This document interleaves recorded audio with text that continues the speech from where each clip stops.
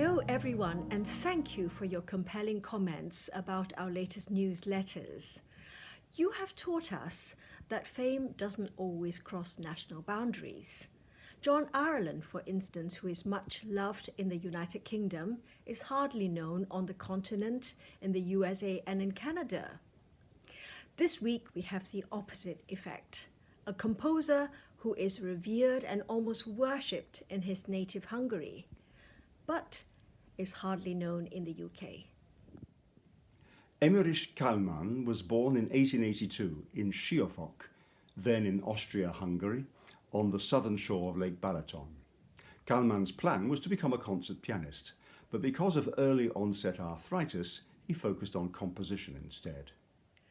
Kalman studied music theory and composition at the National Hungarian Academy of Music, then known as the Budapest Academy of Music. He was a student alongside Béla Bartók and Zoltán Kodály. Kalman's early symphonic poems, Saturnalia and Endre és Johanna, were well received but never published.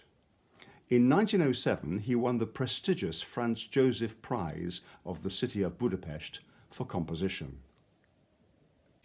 Kalman's attempts to make it big in the world of jazz disappeared through the floorboards, but the popularity of his humorous cabaret songs gave him a perfect calling card to the world of operetta.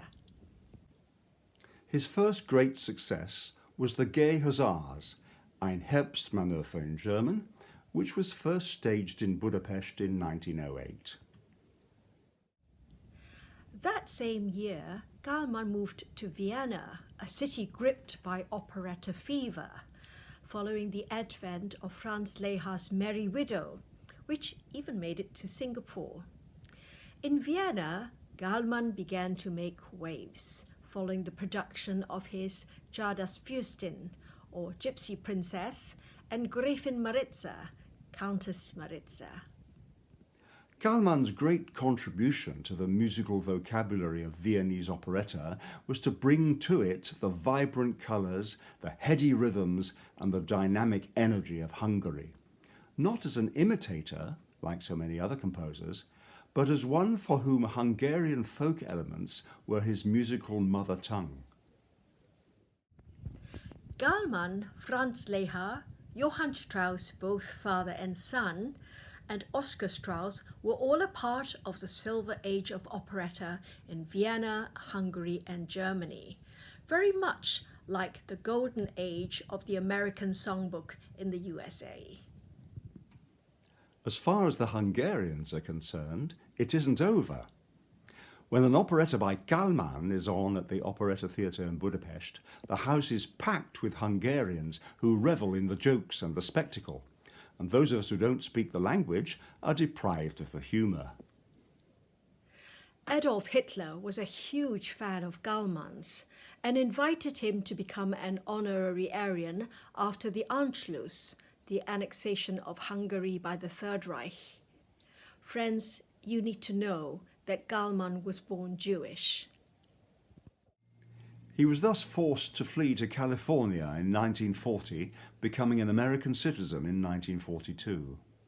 After the war, he returned to Europe and died in Paris in 1953.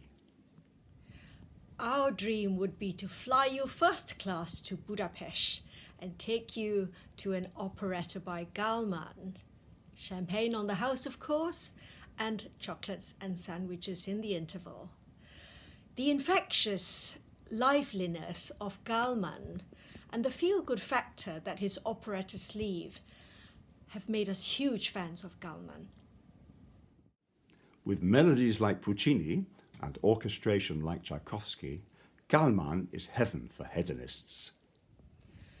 Here are Anna Netrebko and Juan Diego Flores with Tanzen möcht ich, I want to dance, from Die Ja das Fürstin, the Gypsy Princess. And yes, of course, it's always about princesses because it was such a fantasy world. Plenty of room on the dance floor.